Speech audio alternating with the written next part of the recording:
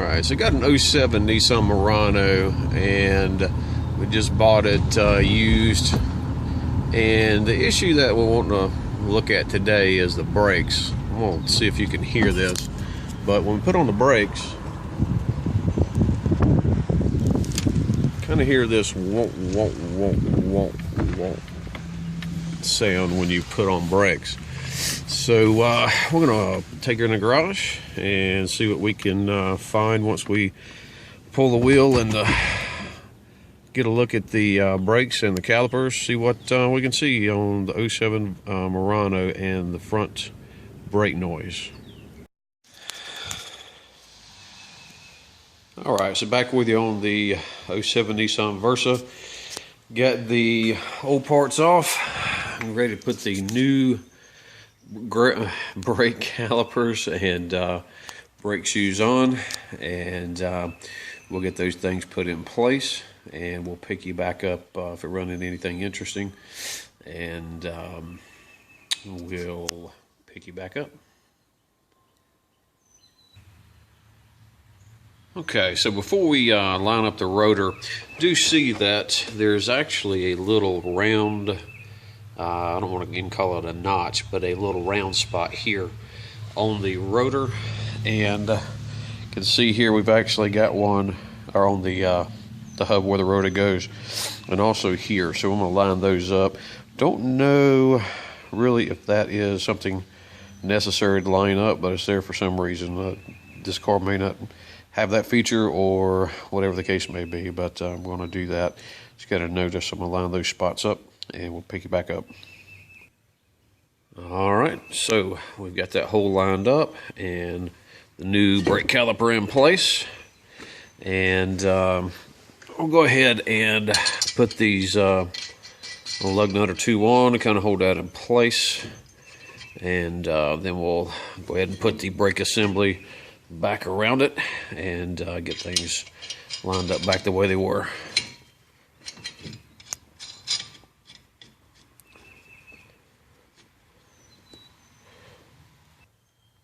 Alright, so we've got our pins greased, and go ahead and put them back into place, and go ahead and get this brake assembly put back into place. Again, it basically bolts on, if you put it on the right way.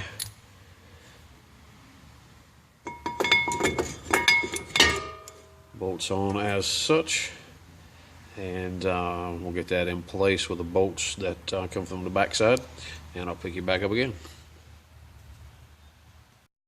Okay, so we did go ahead and put on the new metal brake hardware.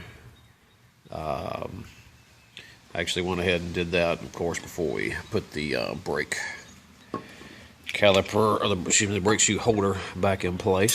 So we're going to go ahead and get this screwed back on, and I will pick you back up at that point. Alright, so I've got a brake pad holder put back in place and our new metal hardware. So at this point we're ready to go ahead and push the piston inside that activates the actual brake. So I'm going to go ahead and take the top off of our brake reservoir, because that will actually push potentially some brake fluid back up the reservoir.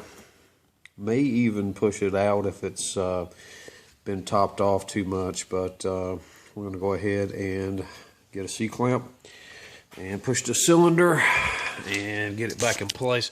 You can kind of see how much it is extended at this point, and based on the amount that we have to push it back on the C-clamp, you'll kind of notice a difference there. But reason you do that, as your brakes wear, that piston has to push further and further out to get you to stop. So new brakes are going to be thicker, and we'll need that distance basically closed on the piston so that we can get the brake pad in place and the piston assembly to fit over it. So that's what we're going to do next. Okay, so we got the C-clamp, basically push that plunger back down flat, and at this point that should fit over quite easily over our brake shoes. So we'll go ahead and get the brake shoes set into their place inside of metal holders, and we'll fit this over the brake pads and pick you back up. Alright, so we've got our brake shoes back into place, and we got the caliper piston compressed. Went ahead and wiped this area down, also the flat areas here. Make sure they're all clean. And now we're able to go ahead and set this back over the brakes. And at this point, we're ready to go ahead and put these screws back in with a 14mm socket. Go ahead and get them screwed back into place. So we're just about done on this side, on the driver's side. Okay, so we've got our 14mm bolts screwed back in.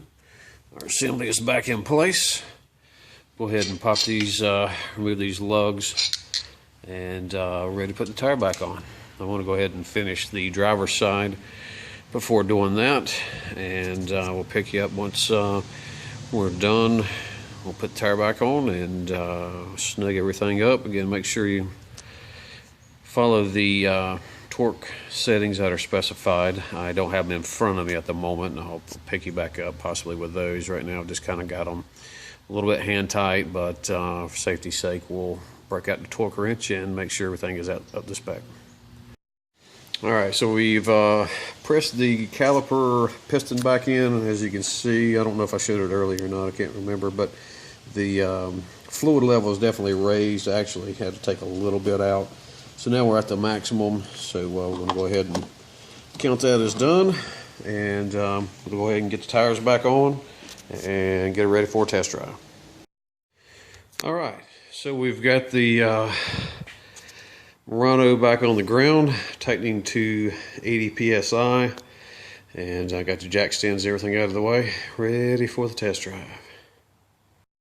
Alright, so just putting a tail end on my video, the 07 Nissan Murano.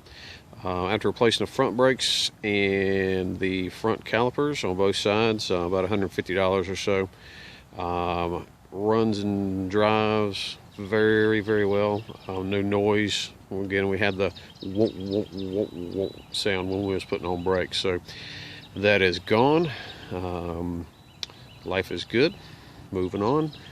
So like and subscribe if you would. Have a lot of Nissan videos and Honda Odyssey videos as well. God bless. Hope this helped you guys out.